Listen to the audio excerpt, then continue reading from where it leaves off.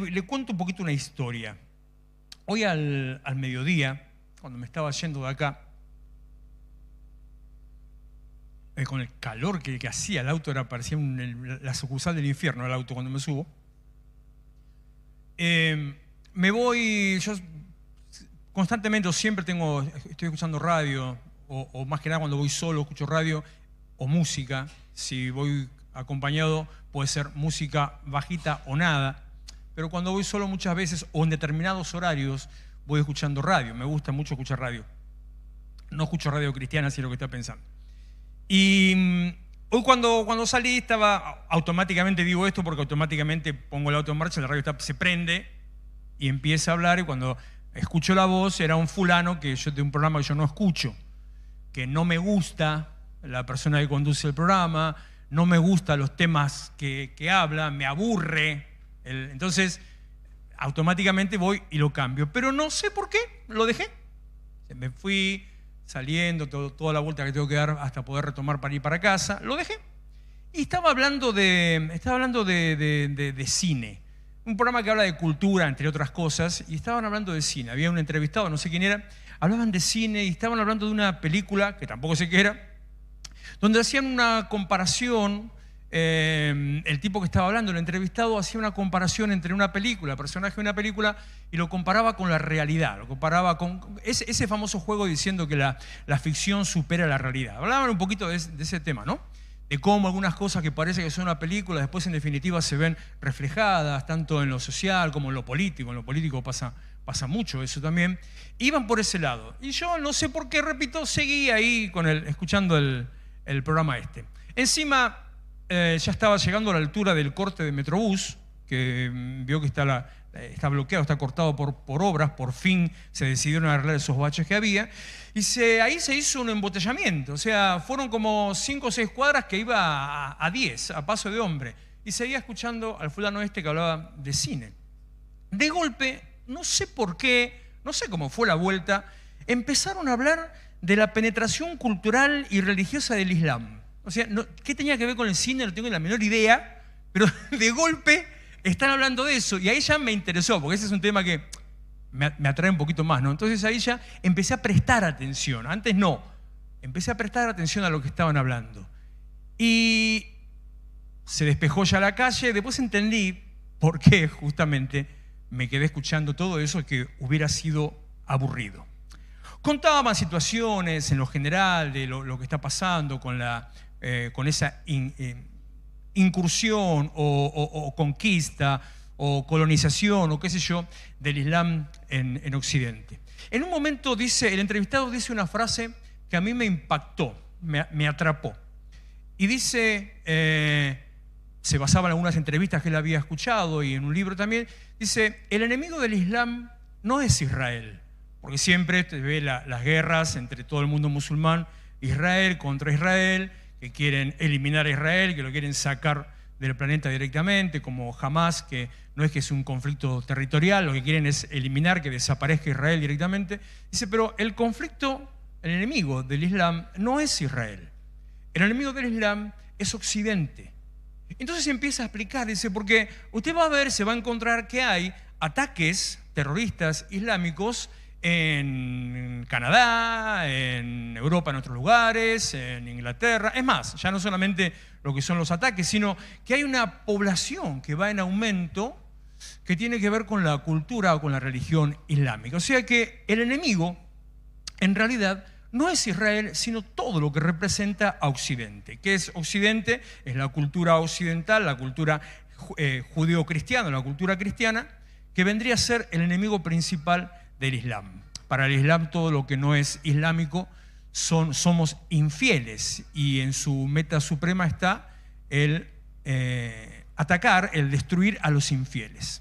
Entonces seguía hablando, yo me puse a pensar sobre algunas cosas sobre eso, sobre las realidades que están pasando actualmente, cómo incluso, por ejemplo, en Europa, en los últimos 20 años aproximadamente, ha ido aumentando el número de la inmigración islámica en los países no islámicos, cómo en los últimos 10 años aparecieron en casi todos los países del primer mundo leyes que prohibían el uso de la burka y la hijab. No sé si saben qué son. La burka es ese vestido que tapa de la cabeza a los pies completamente, incluyendo la vista, tiene como un enrejado nada más, todo así, parece un tío cosa que usan las mujeres, las islámicas, pero no me acuerdo exactamente, lo más fuerte, los talibanes.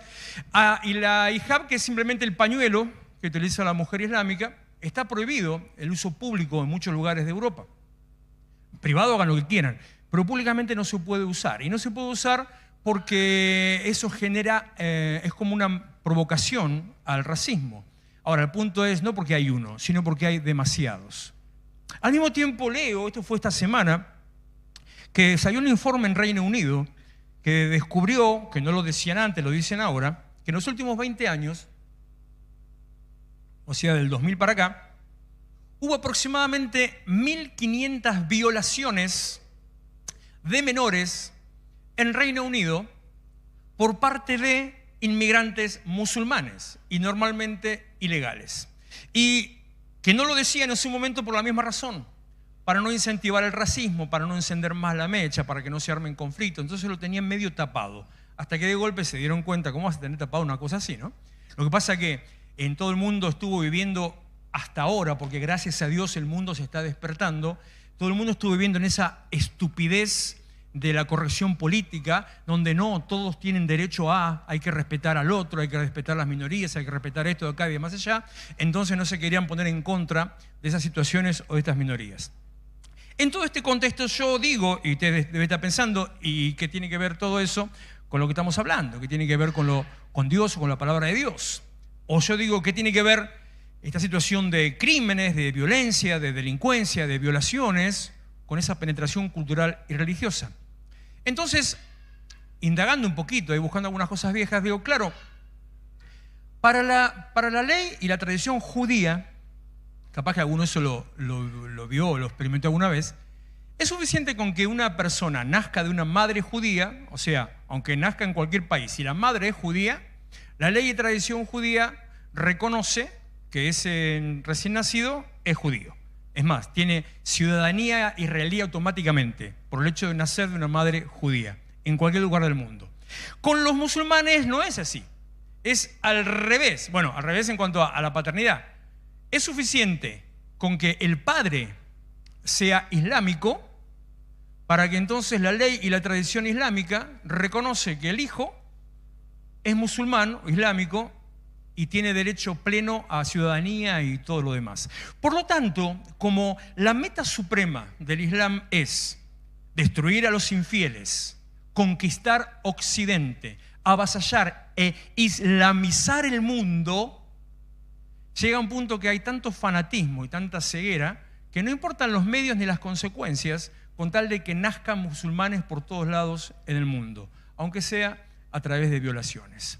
Después están los otros casos un poquito más legales, un poco más correctos, a través de la inmigración natural, pidiendo las visas y ciudadanía y qué sé yo, y se implantan y empiezan a exigir tener derechos de profesar su culto y usar, como le dije recién, las vestimentas y demás, según cada país, a unas otras costumbres distintas, pero está avanzando, avanza demasiado. El Islam es como esos países que algunos tienen o tuvieron una actitud expansionista, qué sé yo, le puedo decir Gran Bretaña, justamente, Inglaterra, en un momento en que se creían los dueños del mundo, entonces se esparcían por todo el mundo a conquistar todo el mundo y llegaban a lugares tan lejanos e inexistentes como las Malvinas, por ejemplo, una cosa así, por esa hambre expansionista. En un momento también en Francia ocurrió la misma situación. Es más, yo no sé cómo se le puede haber ocurrido eso, cómo se le puede haber metido esa idea en la cabeza, pero hubo un momento en la historia en que los franceses se pensaban que eran los más importantes del mundo.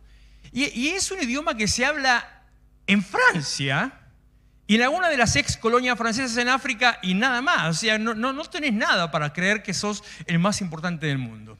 Y hablando de lo más cercano, tenemos un caso expansionista, colonialista cercano, que son los vecinos del oeste, ¿vio? A los chilenos vos te descuidás un poquito, te corren los límites. Son tan chupados así, chiquititos, no tienen lugar, que en cuanto vos te descuidás, te corrieron ahí. Y eso yo lo vi en persona en mi juventud, en un viaje que hicimos con la escuela a la frontera, donde estábamos, claro, lejos de cualquier centro cívico, lejos de cualquier ciudad capital. Era pura frontera y gente de frontera y nada más. Era tan importante el respeto a las fronteras, el cuidado de las fronteras, que todos los fines de semana cruzaban de un lado al otro para jugar un partido de allá, para acá o para allá, sin importarle dónde estaba el límite ni nada. Y ahí jugaban siempre. Pero todos los días... La gracia era que los gendarmes tenían que salir todos los días a las 6 de la mañana a recorrer la zona fronteriza que le tocaba, cuidar, porque todos los días se encontraban que los chilenos habían corrido 10 metros los límites de allá para acá. Todos los días. Entonces todos los días tenían que volver a correr los límites de acá para allá, los mojones, como los pinitos, ¿no? Eso es lo que había. Esa es una actitud expansionista.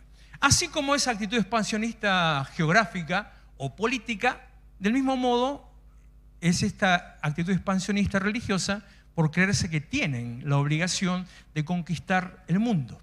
Es más, si vio películas, hay muchísimas películas, series sobre el tema, cuando ve a un terrorista que va a poner una bomba o que está por poner una bomba en algún lugar y se va a inmolar ahí, todo el cuerpo lleno de bombas, ¿no? Antes de eso tiene una preparación, no sé si habrá visto o no, tiene que hacer un ritual de lavamiento, de purificación, de oración y de ayuno. Tienen que tener ropa blanca, tienen que lavarse las manos no sé cuántas veces, qué sé yo, antes de volar con la bomba que va a destruir todo.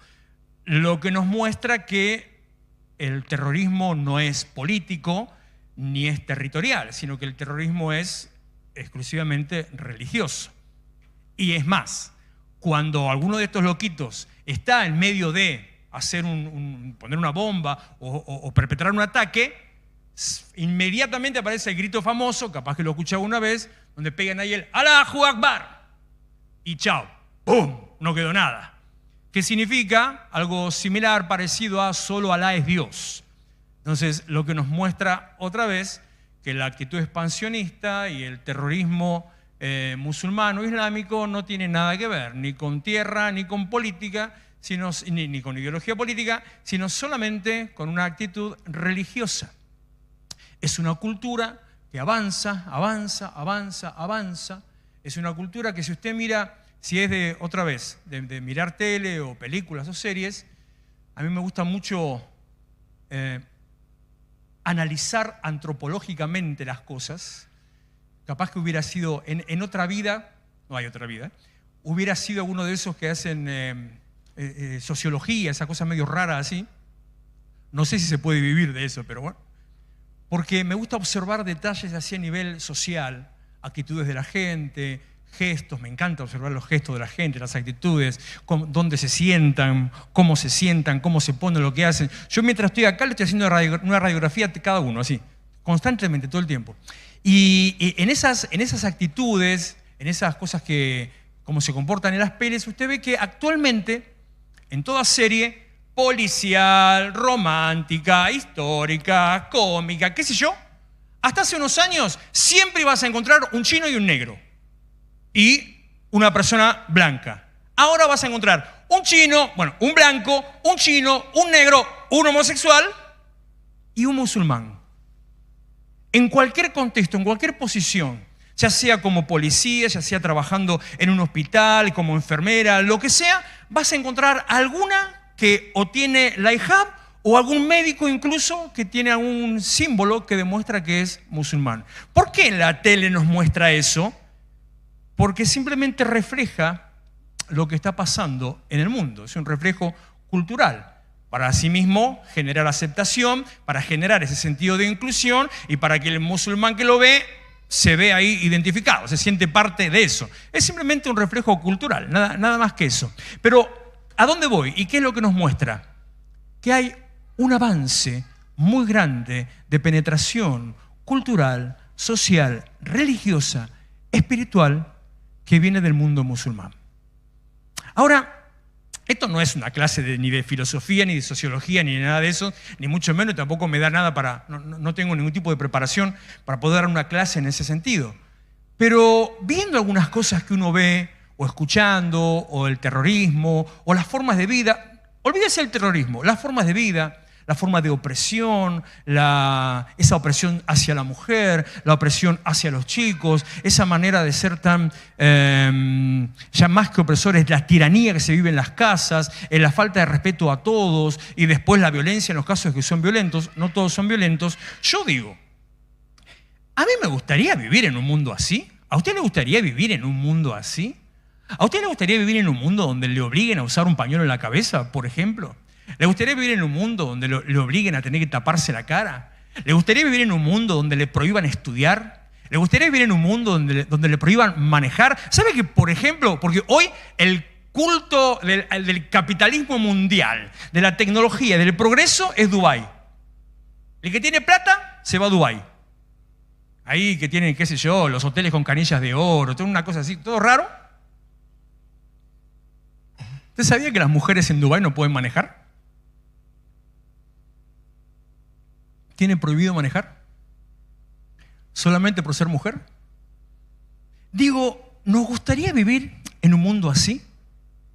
El punto es que parece ser que en vez de avanzar, el mundo está retrocediendo en estas cosas. Así como hablaba el miércoles acerca de la evolución de las especies, y que en realidad la evolución de las especies no existe, pero lo que sí existe es una evolución dentro nuestro, donde Dios nos quiere llevar a un lugar distinto, como te decía antes. Esa es la verdadera y la genuina evolución, llevarnos a una posición superior, llevarnos a una posición de avanzada, llevarnos a una visión nueva, una visión renovada, salir de donde estábamos, dejar atrás el pasado, dejar la mediocridad, estar en un nivel, en una posición, en una condición mejor. Eso es evolución.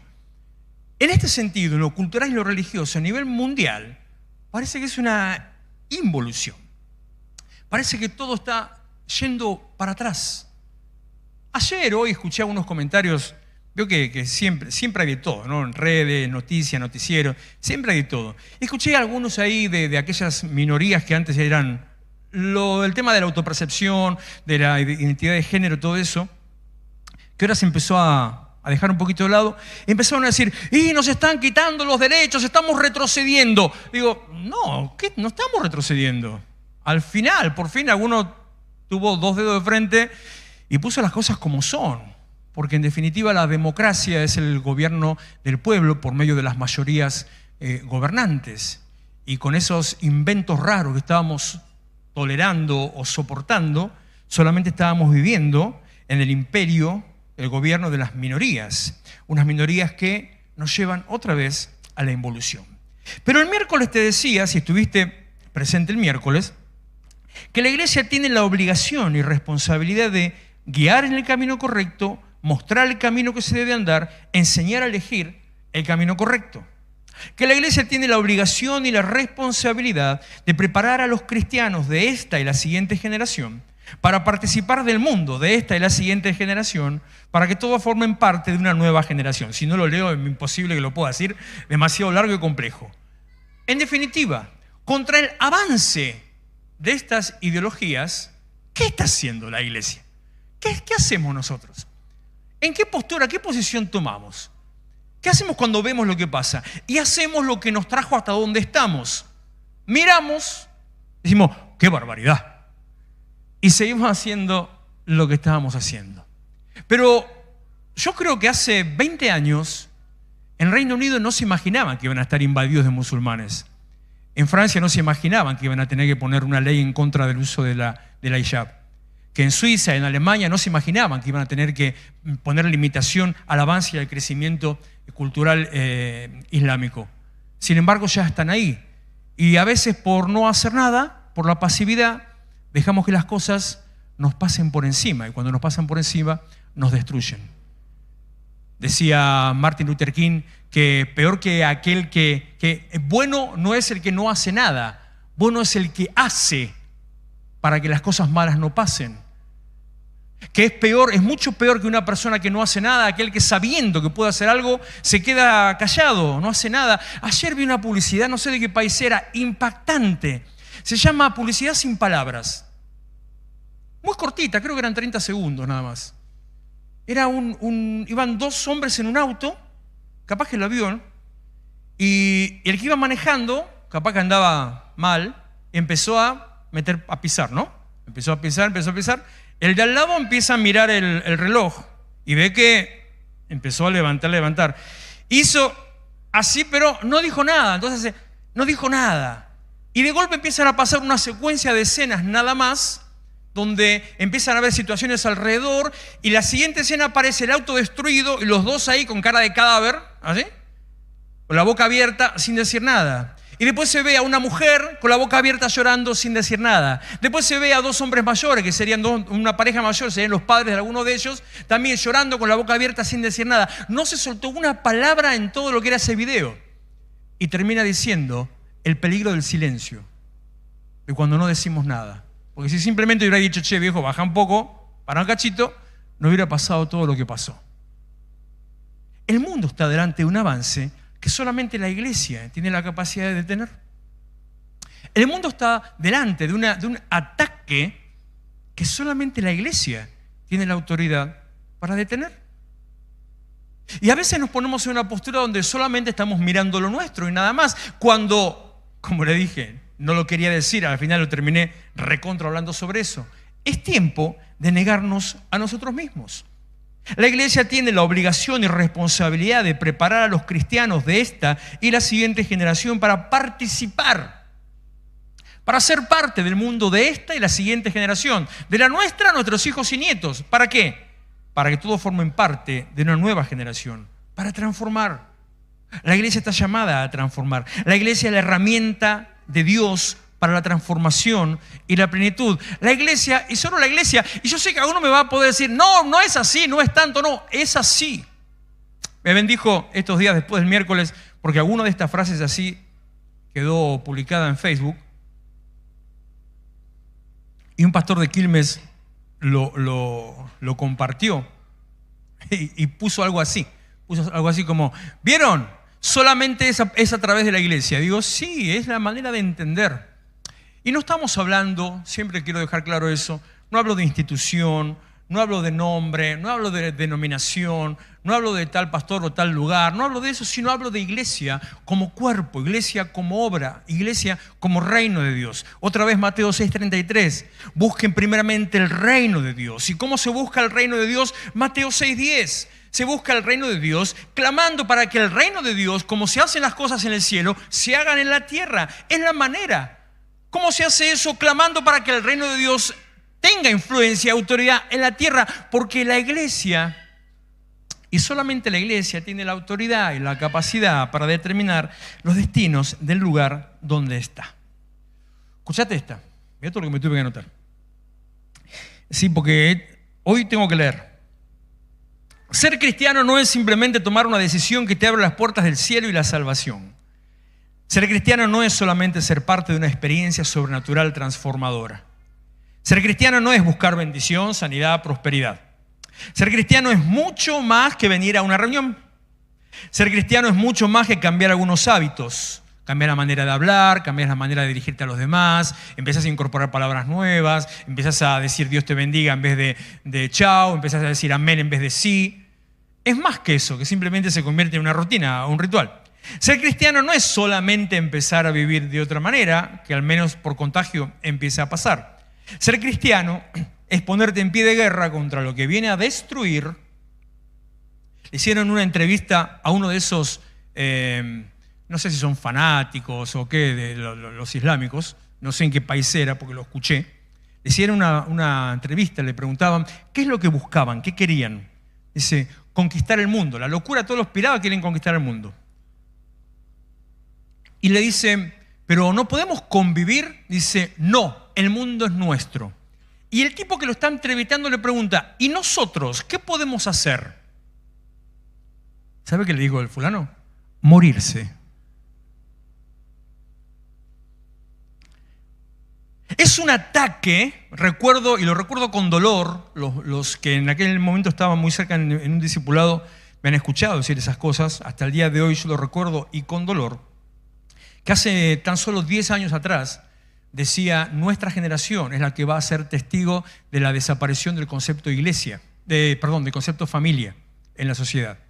Y tan solo en 10 años, incluso en el Código Civil argentino, cambió la definición del concepto familia. O sea, cuando eso pasó, yo dije, ¿Cómo puede ser? Como otras cosas también que nos han pasado. Entonces, darnos cuenta que es un ataque contra, no solamente contra el imperio, como dicen a Estados Unidos, le dicen a Shaitán, es Satanás, el adversario. No es solamente contra el imperio, contra Estados Unidos, no es solamente contra Israel, es un ataque contra los valores, contra los principios cristianos. Es un ataque contra lo que tenemos formado como familia. Es un ataque contra tu vida, tu casa, tu familia, contra tus hijos. ¿Y qué estamos haciendo? Ser cristiano es ponerte en pie de guerra contra lo que viene a destruir tu vida, tu casa, tus hijos y tu familia. Ser cristiano es declarar guerra espiritual, y por el solo hecho de recibir a Cristo, ya haces guerra espiritual contra el mundo de las tinieblas. Ser cristiano es declarar guerra espiritual contra el mundo de las tinieblas que opera en el mundo espiritual e impacta en el mundo natural. Ser cristiano es madurar. A veces tenemos la idea, el devocional de esta mañana hablaba de mirar a Cristo. ¿Y ustedes qué dicen que yo soy?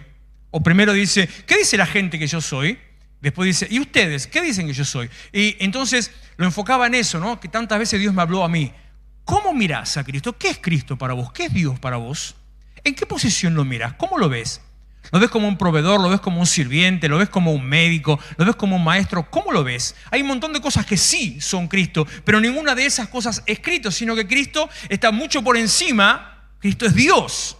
Entonces tenés que verlo a Él como Dios para que tu vida cambie. Si lo ves como maestro, solamente vas a tener conocimiento. Si lo ves como sanador, solamente vas a recibir alguna sanidad. Si lo ves como cada cosa que lo veas, la enseñanza de los nombres de Dios en el Padre Nuestro, como cada cosa que lo veas, solamente vas a recibir eso. Pero si lo ves como lo que es Dios, vas a recibir todo lo que de parte de Dios podés recibir.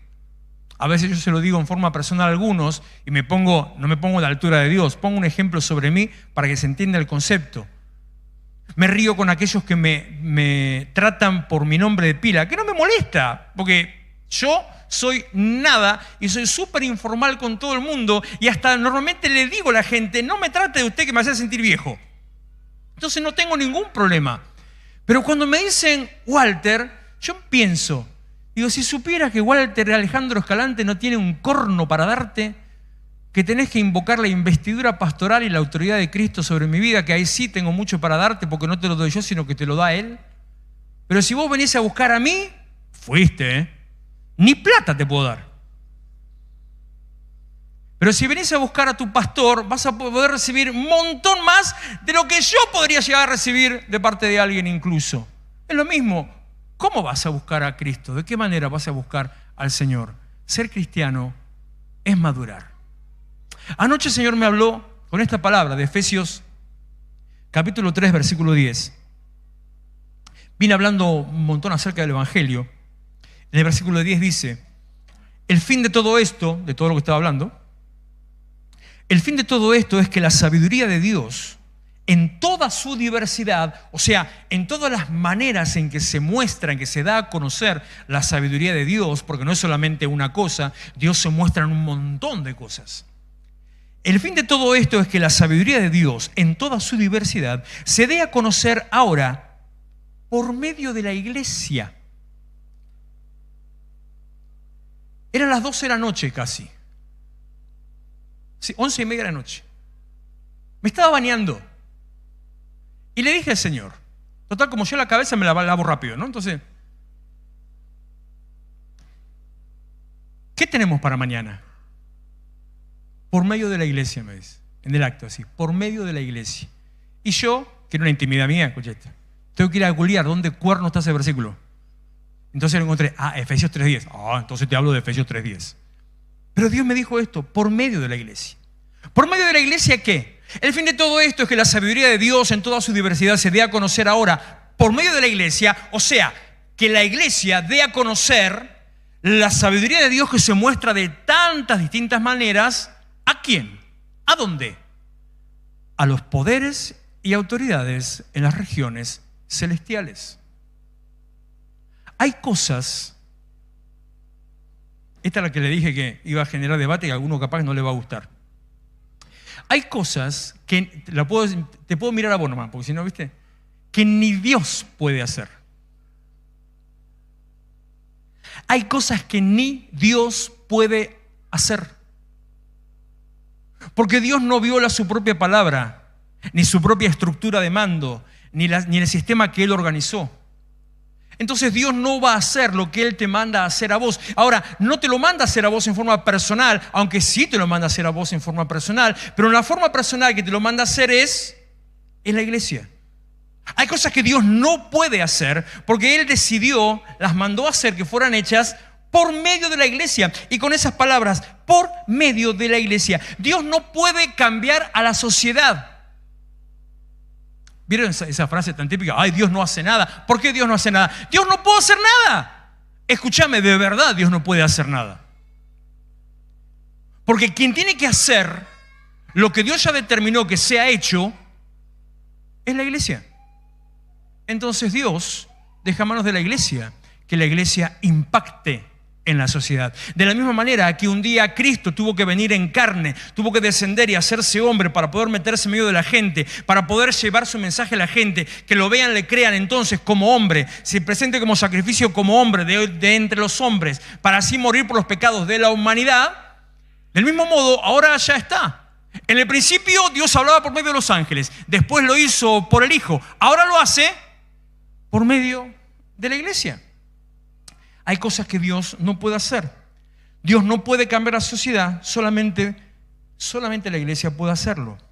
Y solo la iglesia puede hacerlo porque es la que recibió de parte de Dios esa tarea. Repito el versículo: el fin de todo esto es que la sabiduría de Dios, en toda su diversidad, se dé a conocer ahora, por medio de la iglesia, a los poderes y autoridades en las regiones celestiales, conforme a su eterno propósito, realizado en Cristo Jesús, nuestro Señor. Se lo traduzco, se lo acomodo, se lo desgloso, se lo armo, se lo pongo en lenguaje actual para que más o menos lo entienda. Lo que quiere decir es que el eterno propósito de Dios, lo que Dios quiere, el eterno propósito de Dios en el mundo espiritual, es que la gente, el mundo y el mundo espiritual conozca a Dios, la sabiduría de Dios, me asusté yo, a Dios y a la sabiduría de Dios por medio de la iglesia.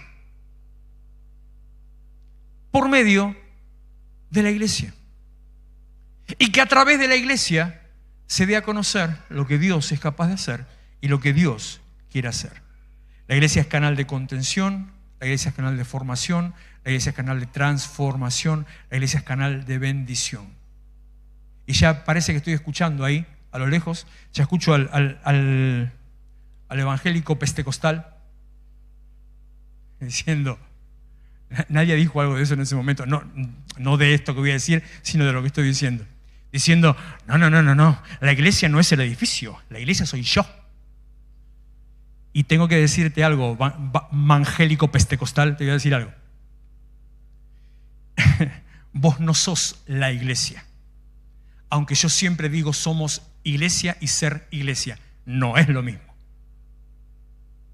Vos no sos la iglesia. Es cierto, la iglesia no es el edificio, totalmente de acuerdo. La iglesia no es el edificio, no, porque el edificio es el templo. La iglesia soy yo, no. La iglesia no es el edificio, ¿verdad? Pero la iglesia tampoco es el templo, sino que el templo, 1 Corintios, capítulo 3, versículo 10. Según la gracia que Dios me ha dado, yo como maestro constructor, puse el fundamento y otro construye sobre él. Pero cada uno, individuo, tenga cuidado de cómo construye, porque nadie puede poner un fundamento diferente del que ya está puesto, que es Jesucristo. Si alguien, individuo, construye sobre este fundamento, ya sea con oro, plata, piedras preciosas, o con madera, heno y paja, su obra individual se mostrará tal cual es, pues el día del juicio la dejará al descubierto. El fuego la dará a conocer y pondrá a prueba la calidad del trabajo de cada uno. Si lo que alguien ha construido, individuo, permanece, recibirá su recompensa. Pero si su obra, individuo, es consumida por las llamas, él, individuo, sufrirá pérdida. Será salvo, pero como quien, individuo, pasa por el fuego. Versículo 16. Ahora, porque todo lo que le acabo de leer es el contexto para entender el versículo 16, que es el que me importaba en este punto. ¿No saben que ustedes son templo? ¿Ves? Ustedes, no. Ustedes, está hablando de forma individual. A cada uno. De todo lo que estaba contando recién, de los oyentes. A cada uno. ¿No saben que ustedes son templo? Y mira cómo sigue. Templo de Dios y que el Espíritu de Dios habita en ustedes. Y acá nos ponemos de acuerdo. Si el templo somos todos, entonces el Espíritu no está en mí. Si el Espíritu está en mí, entonces el templo soy yo. Una de dos. Porque para esquizofrénico tenemos demasiado. Si el templo somos todos, entonces el Espíritu no está en mí. Entonces, ustedes son templo de Dios, el Espíritu de Dios está en ustedes. La iglesia no es el edificio, pero la iglesia no es el templo. El templo de Dios sos vos. ¿Y qué es la iglesia entonces en todo este cuento? Bueno, la iglesia es la asamblea reunida para hacer la obra de Cristo. La iglesia es el cuerpo de Cristo, que es guiado por la cabeza, que es Cristo. La iglesia es lo que mueve la obra de Cristo. La iglesia es lo que representa a Cristo. La iglesia no sos vos en lo individual. La iglesia sos vos en unión con cada uno de nosotros que estamos en este lugar. Todos somos la iglesia. Cada uno, yo le digo ser iglesia por estar encajado en ese plan, en ese sistema. Soy iglesia porque encajo en ese mecanismo. Porque encajo en el seguir la obra, estar comprometido, prestar atención, querer servir, encajo. Pero yo no soy una iglesia individual que anda perdida por ahí. No se puede, no funciona de esa manera. La iglesia no sos vos. La iglesia somos nosotros. Mateo 16, 18, Jesús le dice a Pedro: yo te digo que tú eres Pedro, sobre esta piedra edificaré mi iglesia y las puertas de los dominios de la muerte no prevalecerán contra ella. ¿Contra quién? Contra la iglesia. Está diciendo, y otra vez me gusta esta parte porque está mostrando que la iglesia no tiene una actitud defensiva, la iglesia tiene una actitud ofensiva. Dice, las puertas del infierno o del Hades o de la muerte no prevalecen contra la iglesia. ¿Qué significa prevalecer? Significa que no se mantienen en pie. Entonces las puertas de la muerte no se mantienen en pie contra la iglesia que avanza. La iglesia, no uno. No dice, cuando le dice a Pedro, no dice, cuando vos, Pedro, avances, el reino de las tinieblas no prevalece. Sino que dice, vos, Pedro, vas a edificar la iglesia. En la revelación que entendiste de quién soy yo, Cristo, vos, Pedro, vas a edificar la iglesia. Y en la iglesia nadie la detiene. Eso es lo que está diciendo. El mundo espiritual no tiene autoridad sobre la iglesia. La iglesia tiene autoridad sobre el mundo espiritual. El mundo espiritual no tiene fuerza para destruir la iglesia. La iglesia tiene poder para destruir el mundo espiritual. La iglesia, el concepto, la obra, el reino. 1 Timoteo, capítulo 3, versículo 15. Dice Pablo a los discípulos: si me retraso, sepan cómo hay que portarse en la casa de Dios, me distraje, que es la iglesia del Dios viviente, columna y fundamento de la verdad. ¿Cómo hay que portarse en la casa de Dios, que es la iglesia del Dios viviente? No es templo, es edificio, pero es iglesia, es casa. Y en la casa de Dios, que dice que es columna y fundamento de la verdad. La iglesia sostiene la verdad, la iglesia edifica la verdad, la iglesia propaga la verdad. La iglesia es la que sostiene la fe. Y vuelvo a repetir, no hablo de denominación, no hablo de institución, no hablo de iglesia restauración, hablo del cuerpo de Cristo activo que hace la voluntad de Dios. Efesios 1:22, Dios sometió todas las cosas al dominio de Cristo y lo dio como cabeza de toda la iglesia. Esta que es su cuerpo es la plenitud de aquel, de Cristo, que lo llena todo por completo. La iglesia es plenitud, la iglesia es llenura, la iglesia es Cristo al 100%. Efesios 4:11, Él mismo constituyó a unos como apóstoles, a otros profetas, a otros evangelistas, a otros pastores y maestros, a fin de capacitar al pueblo de Dios para la obra de servicio, para edificar el cuerpo de Cristo. La función de la iglesia es equipar a los creyentes para sostener al cuerpo de Cristo, para preparar y dar crecimiento al cuerpo de Cristo. Y todo eso es la iglesia que cree en el Señor. No hay autoridad fuera de la congregación, no hay comunidad individual, no hay autoridad espiritual andando solos, dando vueltas por ahí. No existe el llanero solitario en Cristo. Tenemos que ser iglesia. Y la herramienta para ser bendecidos, resguardados, protegidos en este tiempo, capaz que no le gusta. ¿Qué quiere que le haga? Es la iglesia. Por eso vuelvo al versículo que no quería leer al principio. El que quiera seguirme, niéguese a sí mismo, tome su cruz y sígame. El que quiera venir en pos de mí, el que quiera ser seguidor de Cristo, el que quiera ser cristiano, niéguese a sí mismo. Esté dispuesto a morir y sígame. Necesitamos empezar a poner a Dios en primer lugar. Necesitamos ponerlo a Él por cabeza en todas las cosas. Necesitamos que Él vaya adelante y reconocerlo en nuestros caminos. Necesitamos ver, examinar el lugar por donde vamos caminando. Necesitamos ver si estamos yendo hacia el lugar que queremos ir, al lugar que Dios tiene para nosotros. Necesitamos asegurarnos que el lugar a donde queremos ir, Él esté ahí. Necesitamos asegurarnos que en lo que estamos haciendo, Él esté con nosotros.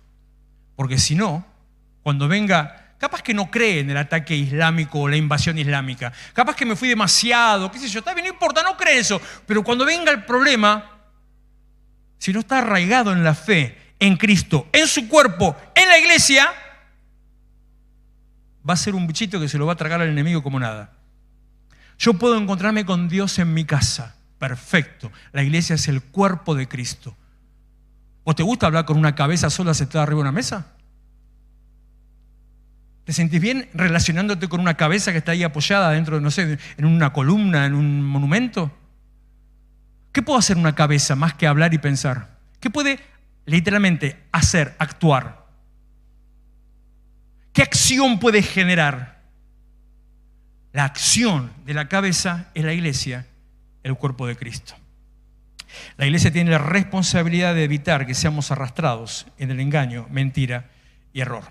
Termino, 1 de Pedro 2:9.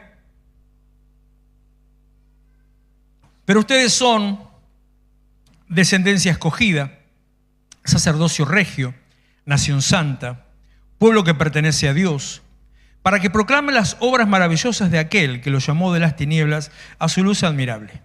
Ustedes antes ni siquiera eran pueblo, pero ahora son pueblo de Dios.